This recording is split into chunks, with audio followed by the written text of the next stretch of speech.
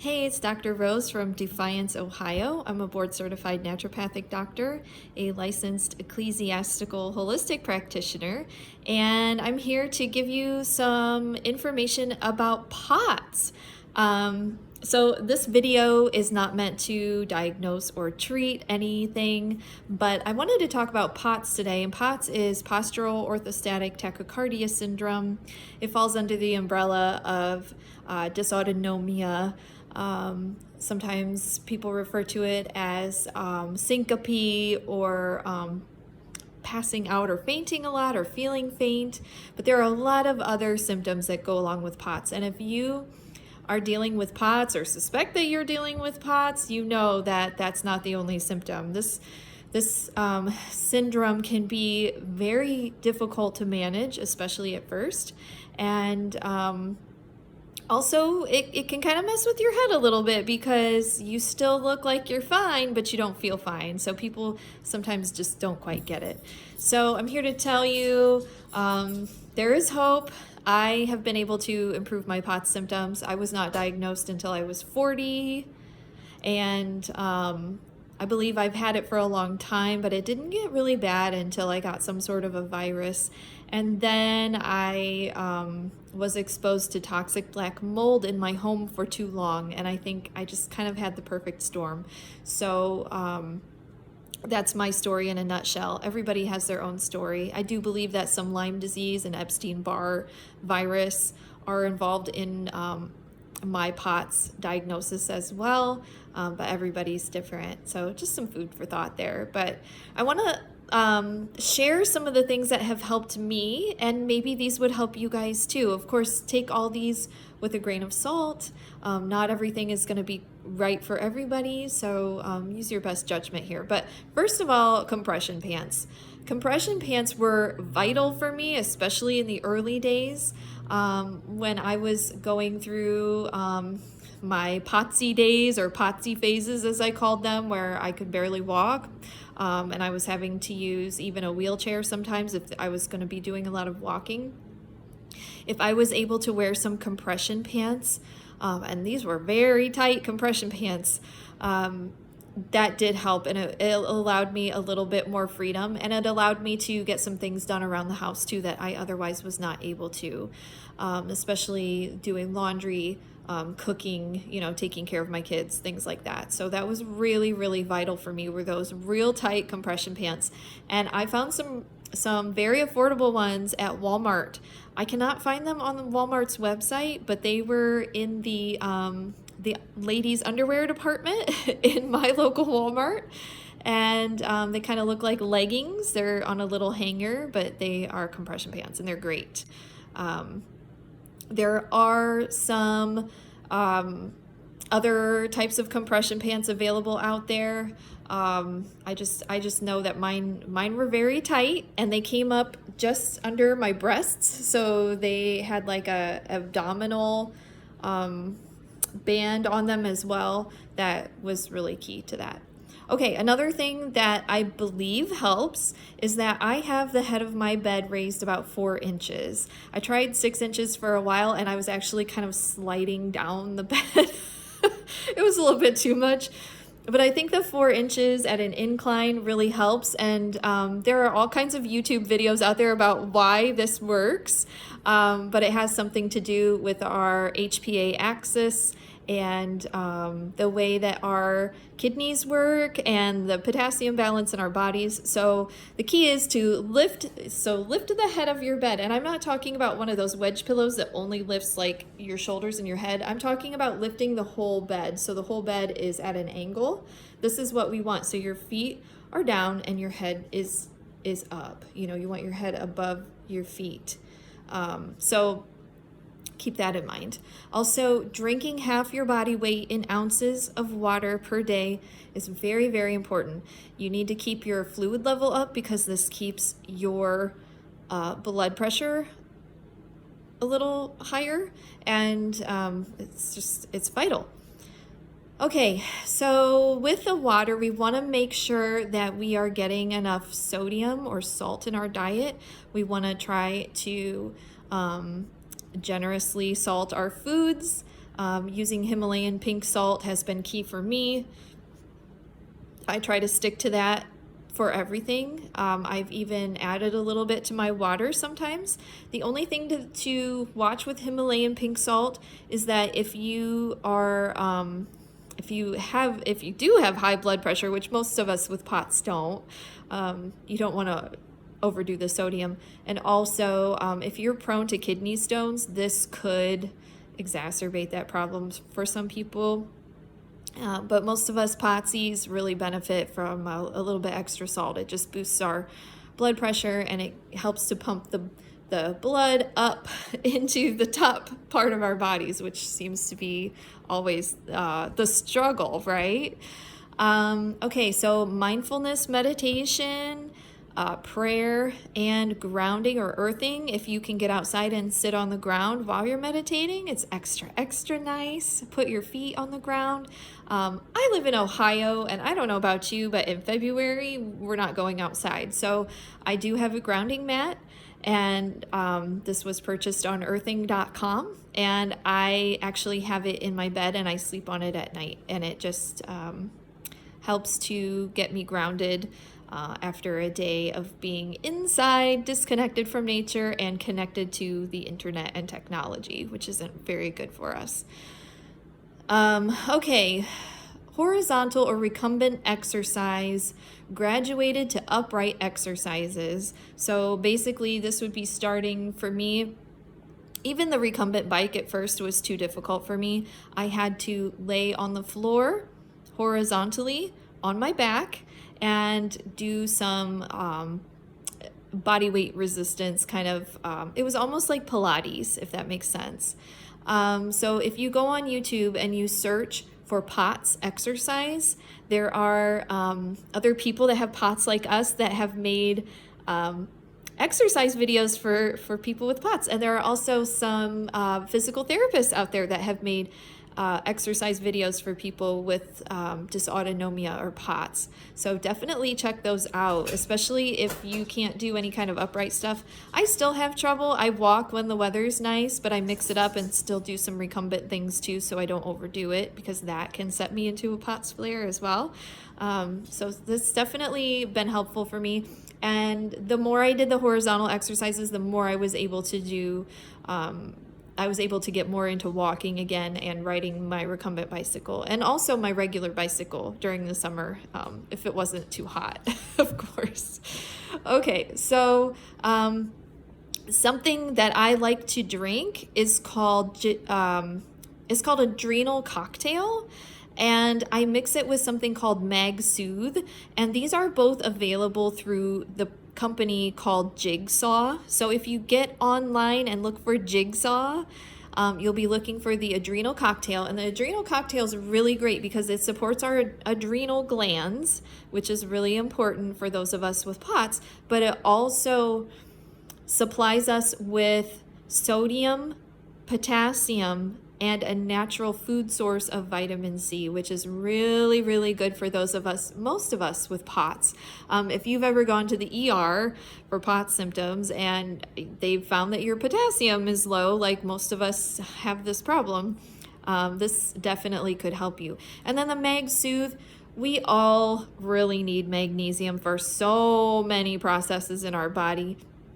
It's too complicated to get into, but I do have another video about magnesium specifically, so check that out if you're interested in the magnesium topic. But whenever you're feeling gross, I always say just take some more magnesium. It works for so many things, and so many of us are depleted and in need of magnesium so badly. And when I started to get my magnesium stores back up from so many years of stress and illness and constantly basically abusing my body, not taking care of myself. When I started to get those magnesium stores back up, my fatigue improved, my sleep improved, my depression and anxiety improved, my POTS symptoms started to improve, my digestion improved, so many things. It's just migraines. I used to have terrible migraines, and I still get them sometimes, but so much better than they used to be, so much better. And I attribute that to the magnesium. Okay, here's a weird one, coffee enemas. Coffee enemas support vagal tone and detoxification. They also encourage our livers to produce a really important antioxidant called glutathione. If you think of oxidants, they are accidents with oxygen. It's when it happens outside your body, it's called rust, and that's essentially what's happening inside our bodies. So coffee enemas help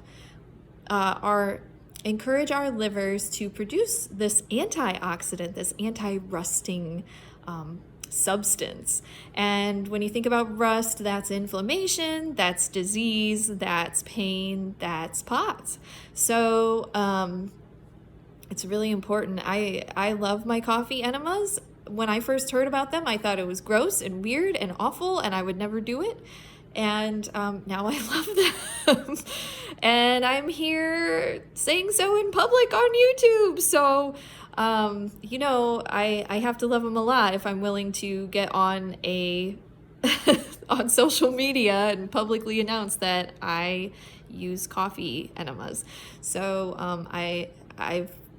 I could see a huge improvement in my symptoms. It kind of like I was at a plateau, and then I started doing the coffee enemas, and it took me to the next level in my healing. So I really encourage you to check it out. Of course, learn to do them safely. Find a buddy who knows how to do them properly, and give it a try. They're really great.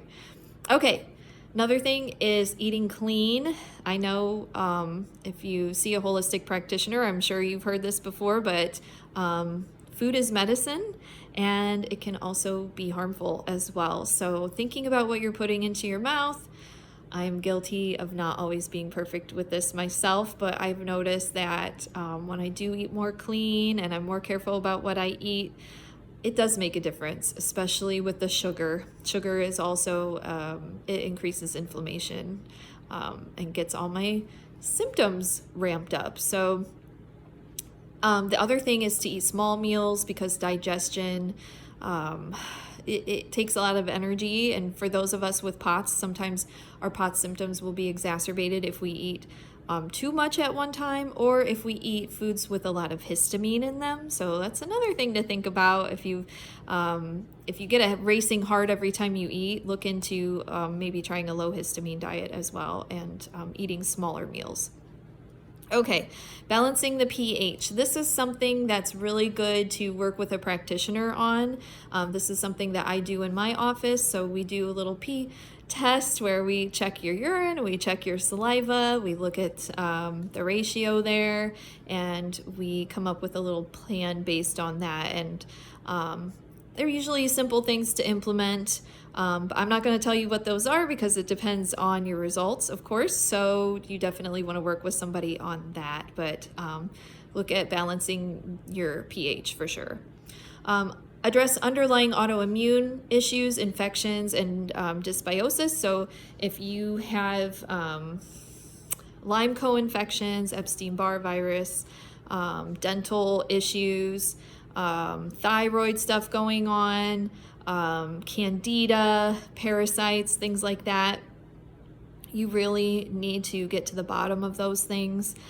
If you expect your POTS symptoms to get better, something does need to happen with those. You know, we need to be constantly trying to clean up what's going on inside, because those can be a root cause.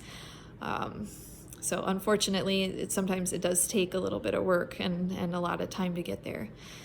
If you are living in mold, a smoky environment, a stressful environment, if you're in a toxic, unhealthy relationship, you need to get out or clean it up. You know, there's always two options, but these things can really take a strong toll on our health.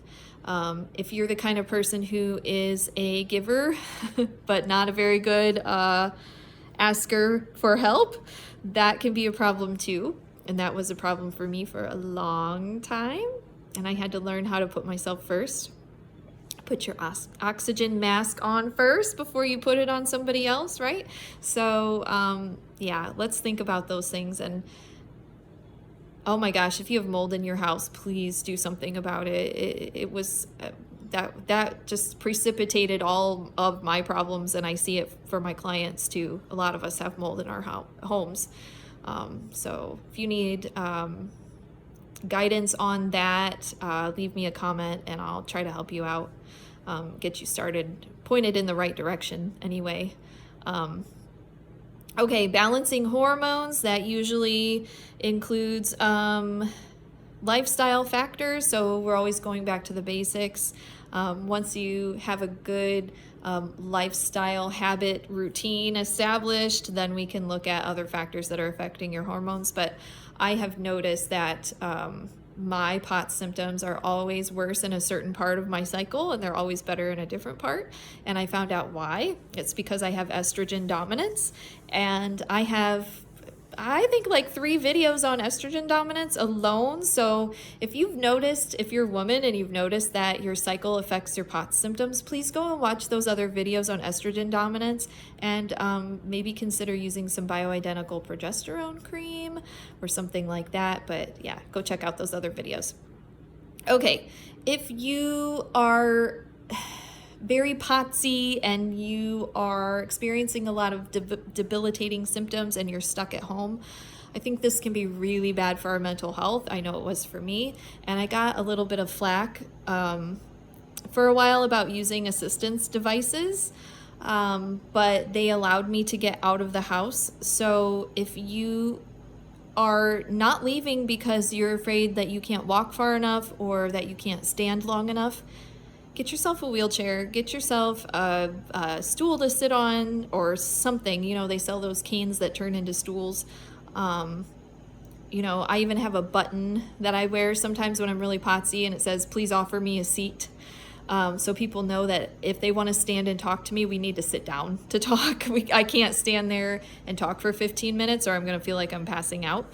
So these are all helpful for me, and they help me get out of the house and enjoy my life a little bit more than being stuck. Okay, another thing that's really helpful is a handicap placard.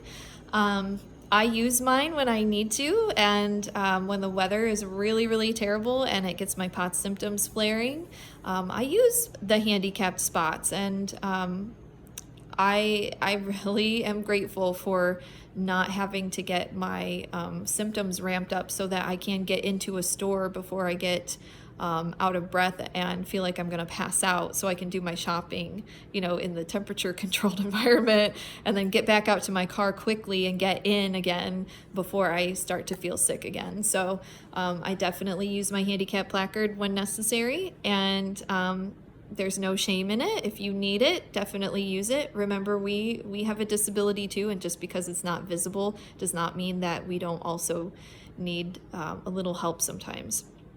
Okay, the last one, which I think is really obvious, but if you're smoking or drinking, this is not going to help you out. This is going to, this is like pouring gasoline on the fire while you're trying to put out your fire if you're doing these other things. So please, please consider quitting smoking, quitting drinking. If you need help quitting smoking, I really suggest emotional freedom techniques, tapping.